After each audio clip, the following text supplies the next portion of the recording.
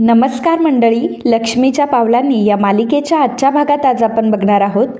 कला ही विचार करत करत आता तिच्या रूममध्ये आलेली असते आणि त्यावेळी तिला आईचं फोनवरचं बोलणं आठवतं, जेव्हा ती बाबांशी बोलत असते की आपल्याला लवकरात लवकर आता जावई बापूंचं कर्ज फेडावं लागेल, नाहीतर त्यांना पण असं वाटायला नको की आपण त्यांच्या चांगुलपणाचा फायदा घेतोय. आईचं हे बोलणं कलाने ऐकलेलं होतं आणि त्यामुळे कलाला या गोष्टीचं आता टेन्शन आलेलं असतं.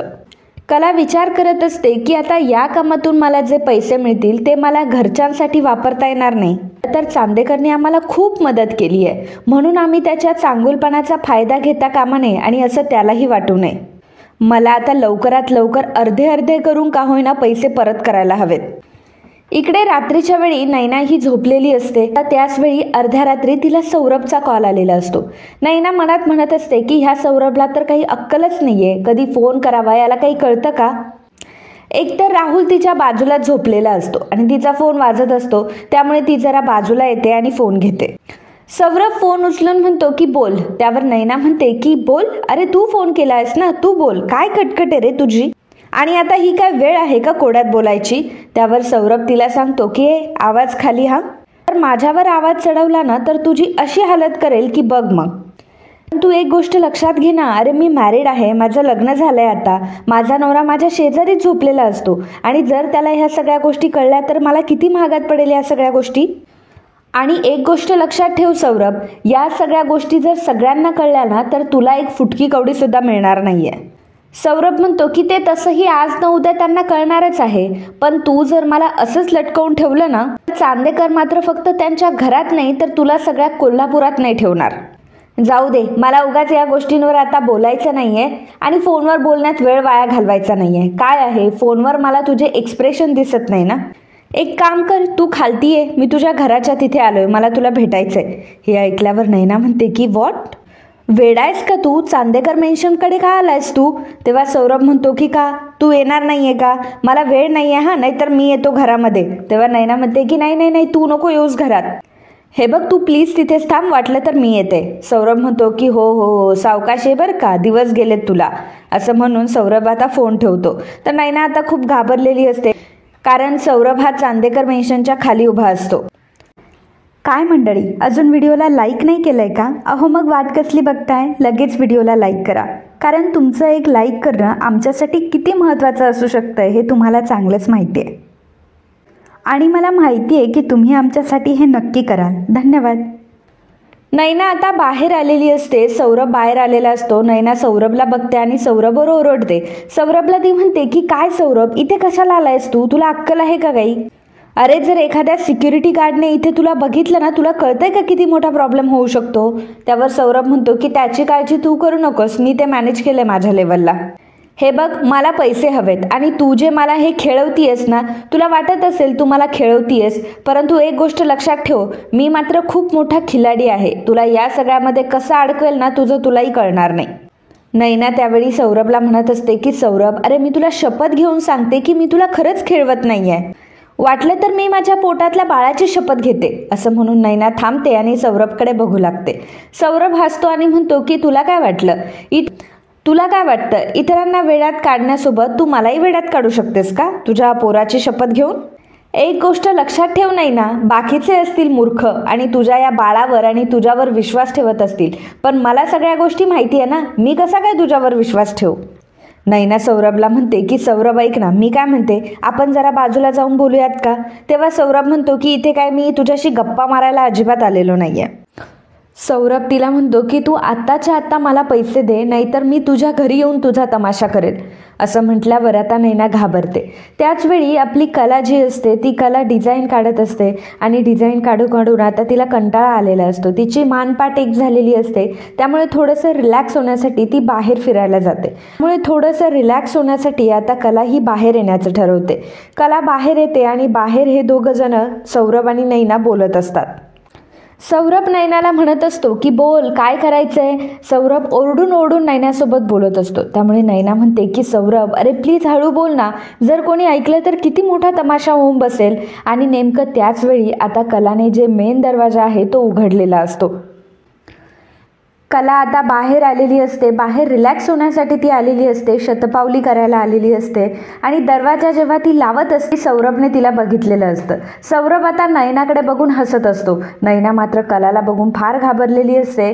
जर कलाने आम्हाला दोघांना इथे बघितलं तर खूप मोठा तमाशा होणार हे तिला माहीत असतं. त्यामुळे नयना आता सौरभचा हात धरून सौरभला एका झाडाच्या दिशेने घेऊन जाते.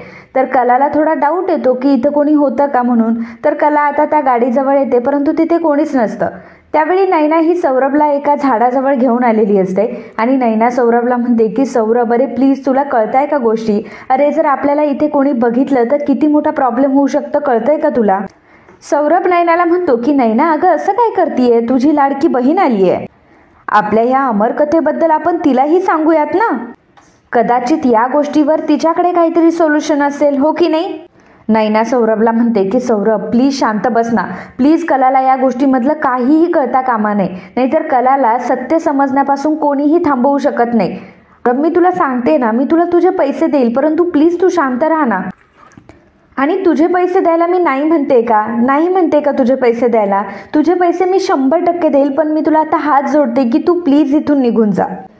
कला इकडे बाहेर उभी असते आणि त्यावेळी ती विचार करत असते की आता आई आणि बाबांवर कर्जाचा एवढा मोठा डोंगर आहे.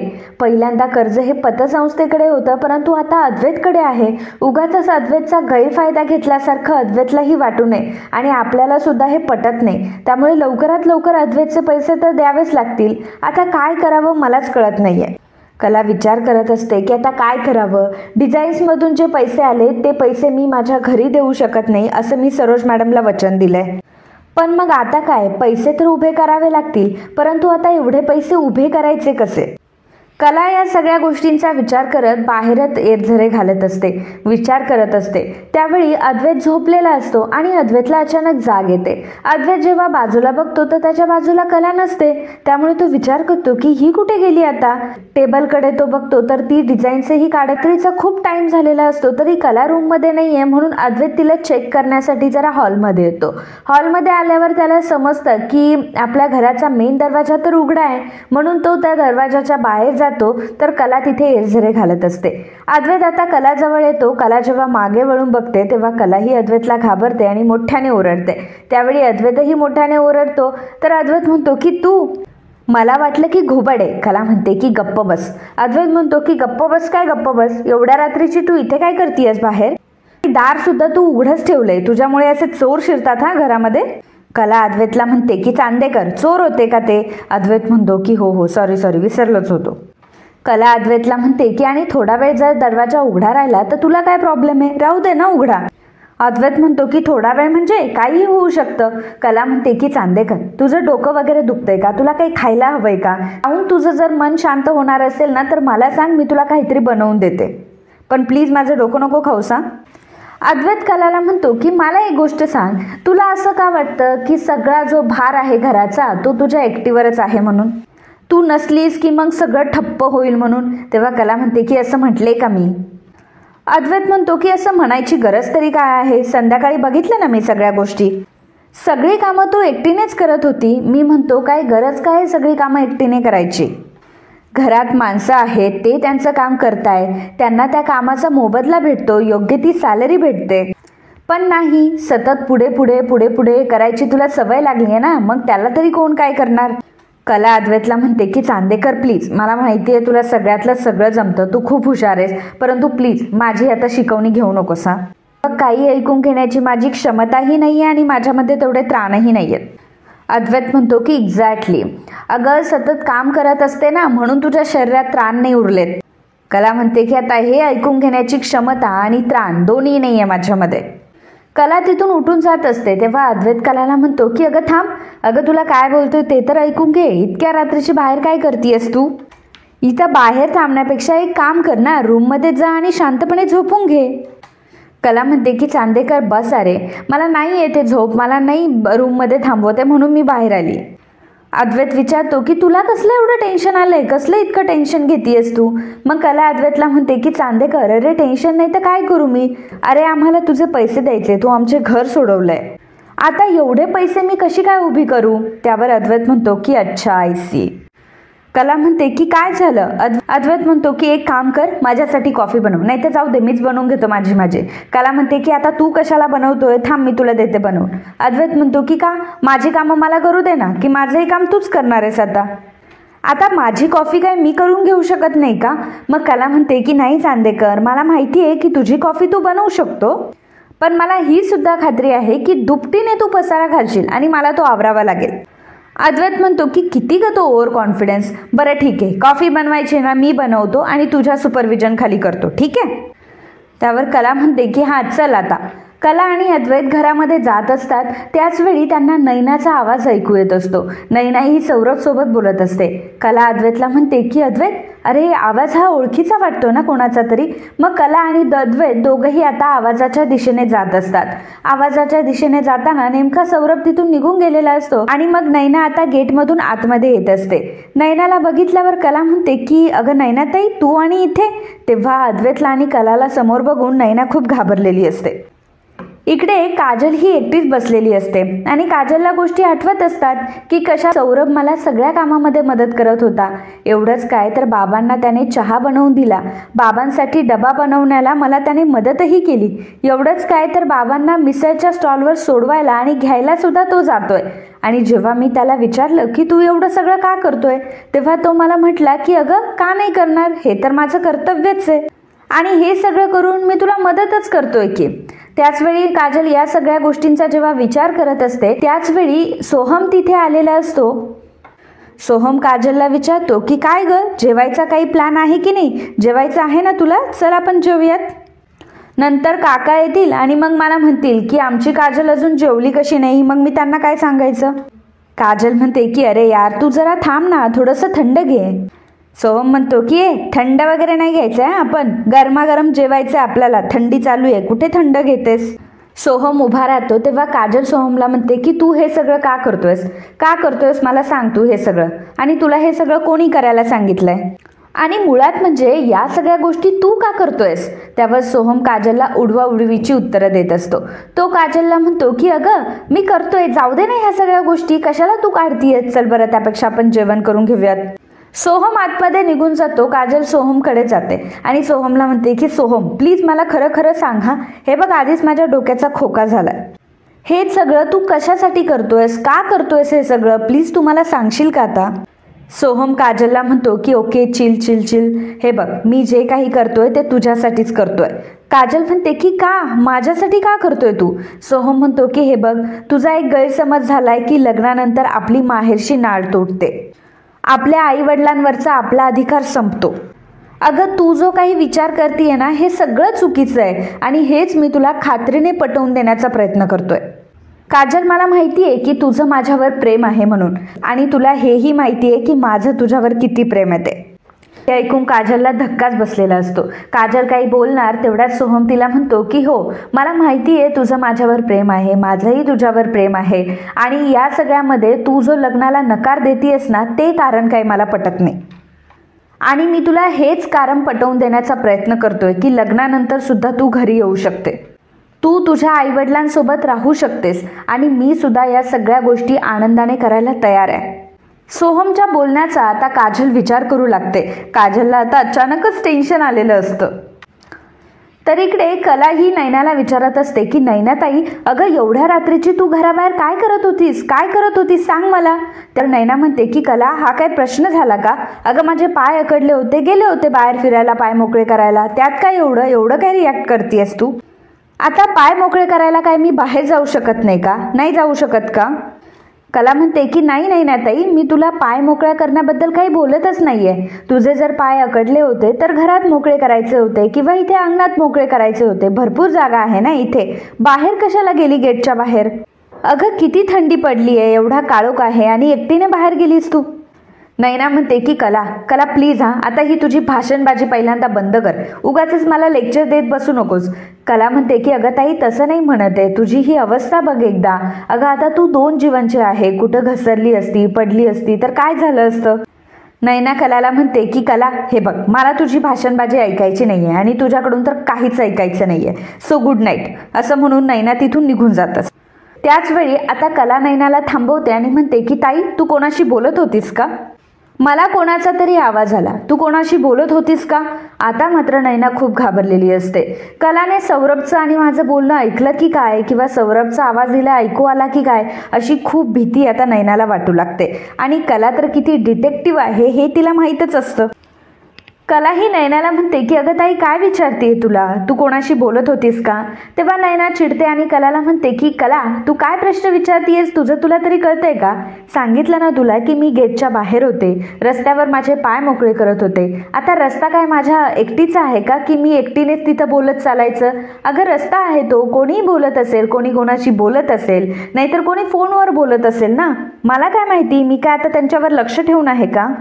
नाहीतर तू एक काम कर ना, इथून पुढे जर मी कुठे बाहेर गेले ना, एक काम कर, माझ्या पाठीमागे कोण फोनवर बोलतंय किंवा कोण कोणाशी बोलतंय ना, याचे रेकॉर्ड ठेव तुझ्याकडे. तू यानंतर तुला मला विचारण्याची गरजही येणार नाही की तू कोणाशी बोलत होतीस म्हणून. जाऊ आता मी, झालं तुझे हे प्रश्नबाजी करून. असं बोलून नैना आता रागानेच तिथून निघून जाते. अद्वैत काय मध्ये पडलेला नसतो, अद्वैत काहीच बोललेला नसतो. कला अद्वैतला म्हणते की चांदेकर, अरे ही नक्कीच कोणाशी तरी बोलत होती, कोणीतरी तिथे होतं आणि मला तर काहीतरी गडबड वाटते आता. चांदेकर, तुला आला का रे आवाज? म्हणजे जो मला आला तो तुला आला का? अद्वैत म्हणतो की हो आला ना. तू जे माझ्या डोक्यामागे नेहमी कटकट कटकट कटकट करत असते ना, ती नुसती माझ्या मागे भनभन करत असते. अगं ते सोडून मला काही ऐकायलाच येत नाही. आता दिवसभर चांदेकर चावचाव चावचाव, चांदेकर चावचाव चावचाव चाव, एवढंच तू करत असतेस फक्त. आणि मला सांग, या पलीकडे मला कुठे ऐकायला येणार आहे का? माझी दुसरी कुठली फ्रिक्वेन्सीच मॅच होत नाही. खरे या गोष्टीचा विचार करायला हवा हा तुला. अगं या गोष्टीचा विचार कर, नाही तर आयुष्यभरासाठी बहिरा वगैरे होऊन जाईल हा मी. मग अद्वैत आता तिथून निघून जातो, तर त्याच्या मागोमाग कलाही निघून जाते. इकडे काजल खूप कन्फ्यूज असते. सोहम जे बोलत असतो त्यामध्ये तथ्य तर असतं, परंतु तरीसुद्धा तिचं मन मात्र काही ऐकत नसतं. सोहमवर तिचं प्रेम असतं, परंतु सोहमला होकार द्यायला ती खूप घाबरत असते. मग त्यावेळी सोहम आता काजलला खूप छान पद्धतीने समजावून सांगत असतो, काजल, लग्नानंतर तू ज्या प्रकारे माझ्या घरच्यांना सपोर्ट करशील, माझ्या घरच्यांना समजून घेशील, त्यांची मदत करशील ना, त्याचप्रमाणे तुझ्या आईवडिलांची सुद्धा मी मदत करणार, तुझ्या आईवडिलांना मी समजून घेणार. काजल म्हणते की हे बघ सोहम प्लीज, असं म्हणतात.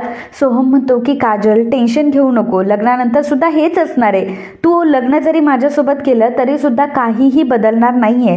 तू तुझ्या घरच्यांची काळजी घेऊ शकते, हवं तेव्हा तू घरी येऊ शकते, त्यांच्याशी बोलू शकते. तुला याबद्दल कोणीही काही बोलणार नाही, कारण तुझ्यासोबत मी उभा असेल. सोहम आता डायरेक्टली काजलला विचारतो की काजल, तू माझ्याशी लग्न करशील का? आता काजलला काय उत्तर द्यावं ते कळत नसतं. मनातून तर होकार असतो, परंतु ओठांवर होकार द्यायला ती फार घाबरत असते. आणि त्याचवेळी तिथे बाबा येतात आणि म्हणतात की काजल, ए काजल. आता बाबा आल्यामुळे सोहमची आणि काजलची दोघांचीही फार गडबड होते. दोघंही आता ह्या दिशेला त्या दिशेला पळायला सुरुवात करतात.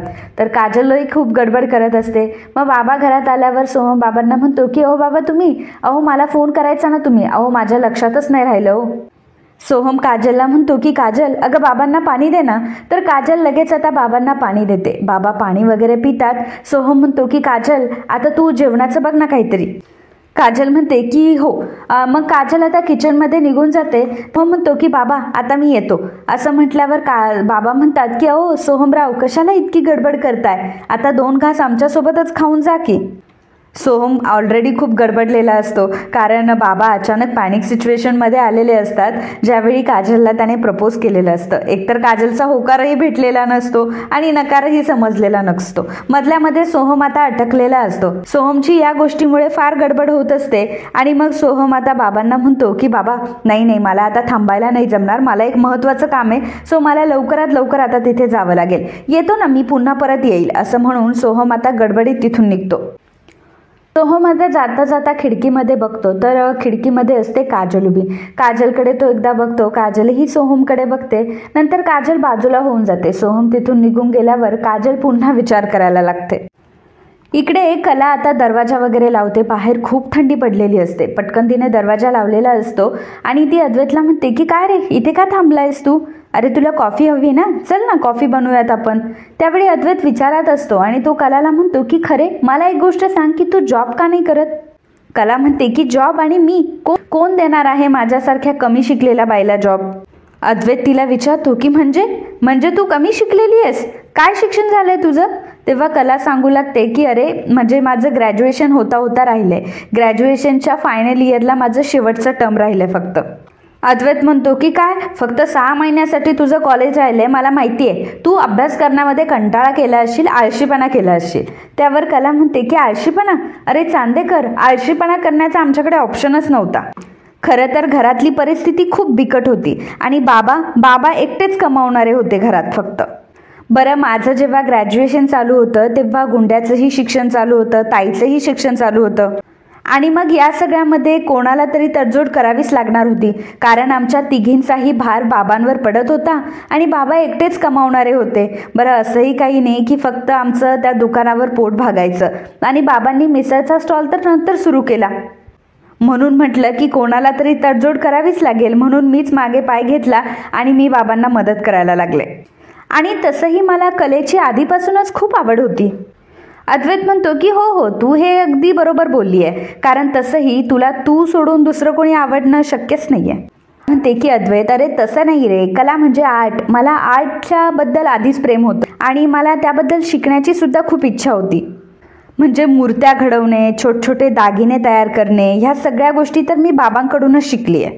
हळूहळू मी दुकानही चालवायला लागले आणि मग त्यानंतर मला गोष्टी कळत गेल्या की एखादी गोष्ट कशी घडवल्यानंतर ती जास्त सुंदर दिसेल, किंवा मग वस्तूंमध्ये नाविन्य कसं आणायचं, क्रिएटिव्हिटी कशी आणायची, या सगळ्या गोष्टी मी अनुभवातून शिकत गेले. अद्वैत कलाला म्हणतो की याचा अर्थ तू तेव्हापासून तुझं दुकान चालवतेस. कला म्हणते की हो, कारण दुसरा कुठला पर्याय नव्हता ना, बाबांना मदत म्हणून करायची ते सगळं. खरं सांगू चांदेकर, मला शिकण्याची खूप इच्छा होती अरे, पण मला शिकायला जमलंच नाही अरे. त्यावर अद्वैत कलाला विचारतो की शिकण्याची इच्छा म्हणजे काय शिकायचं होतं तुला. अद्वैतने असा प्रश्न विचारल्यावर कला अद्वैतला म्हणते की जाऊ दे अद्वैत. अद्वैत पुन्हा कलाला विचारतो की सांग ना, तुला काय शिकायचं होतं. तेव्हा कला म्हणते की मला इंग्लिशमध्ये डिग्री घ्यायची होती आणि मला फाईन आर्ट शिकायचं होतं, पण यापैकी मला काहीच करायला जमलं नाही अरे. आणि कला म्हणते की जाऊ दे ना, आता शिकण्याचं वयही कुठं राहिलंय, जाऊ दे या सगळ्या गोष्टी, उगाच उकरून काढण्यात काय मजा आहे. अद्वैत मात्र कलाकडेच बघत असतो. कला अद्वैतला विचारते की काय, असा का बघतोयस माझ्याकडे. अद्वैत कलाला म्हणतो की याला स्ट्रगल असं म्हणतात. नाही, मला माहिती आहे की ऑफकोर्स प्रत्येकाचा स्ट्रगल हा वेगळा असतो, पण तू ज्या पद्धतीचा स्ट्रगल केलायस ना, या अशा पद्धतीचा स्ट्रगल मी तरी कधी एक्सपिरियन्स केला नाही आहे. कला अद्वैतला म्हणते की अगदी बरोबर बोलतोयस तू. खरं तर प्रत्येकाची परिस्थिती ही वेगवेगळी असते. ज्याच्या त्याच्या अवतीभोवती जो काही स्ट्रगल असतो किंवा वर्तुळाप्रमाणे जो काही स्ट्रगल लिहिलेला असतो, तो स्ट्रगल त्याच्या आयुष्यामध्ये येतो. अद्वैत विचारतो की वर्तुळाच्या परिघाप्रमाणे म्हणजे काय. कला म्हणते की अद्वैत सर्कम्फरन्स प्रमाणे, म्हणजे त्याच्या अवतीभोवती जी काही परिस्थिती असेल, सर्कम्फरन्स असेल, त्याप्रमाणे ज्याचा त्याचा स्ट्रगल असतो. तरी सुद्धा अद्वैतला ते समजत नसतं. त्यामुळे कला हसते आणि म्हणते की चांदेकर, तुला एखादी गोष्ट समजावून सांगणे म्हणजे कहर आहे हा एकदम. अद्वैत काही बोलायला जाणार तेवढ्यात कला म्हणते की जाऊ दे, असू देत. अद्वैतला ती विचारते की काय रे अद्वैत, मला सांग की तू कुठल्या स्ट्रगलमधून गेलायस रे.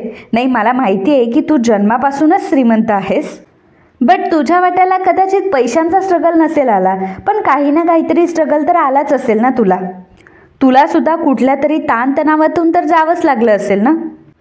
हे बघ, प्रत्येकाची परिस्थिती शेवटी वेगवेगळी असते, परंतु त्या परिस्थितीतून मार्गसुद्धा आपल्यालाच आपला काढावा लागतो ना. ज्या प्रकारे माझ्या आयुष्यात स्ट्रगल होता, जो पैशांचा स्ट्रगल होता, त्यामुळे मला माझं शिक्षण थांबवावं लागलं आणि मला बाबांची मदत करावी लागली.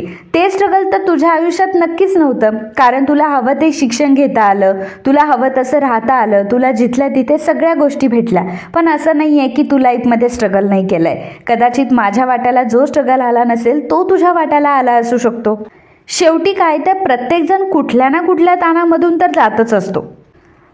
आता कला जेव्हा हे सगळं बोलत असते तेव्हा अद्वैतला सुद्धा खूप ताणतणाव आलेले असतात आणि अद्वैत त्या सगळ्या गोष्टी रिमाइंड करत असतो. आणि मित्रांनो, आजचा हा भाग इथेच संपतो. पुढील भागात आपल्याला बघायला मिळणार आहे. अद्वैत म्हणतो की खरे, तुला वेळही द्यायचा नाही आणि पैसेही कमवायचे. मला सांग, असं कसं काय शक्य होईल. पण एक आयडिया आहे, तू शिकवणी का नाही घेत. अगं, उत्तम बिझनेस आहे हा. कला अद्वैतला म्हणते की हो, असा एखादा बिझनेस सुरू करते मी आणि चांदेकरांच्या बिझनेसला मागे टाकते, चालेल ना तुला. मग अद्वैत कलाला म्हणतो की हो का, दे टाळी. कला अद्वैतला टाळी देते, तर कलाही अद्वैतला म्हणते की चल तू पण दे टाळी. मग अद्वैतही कलाला टाळी देतो.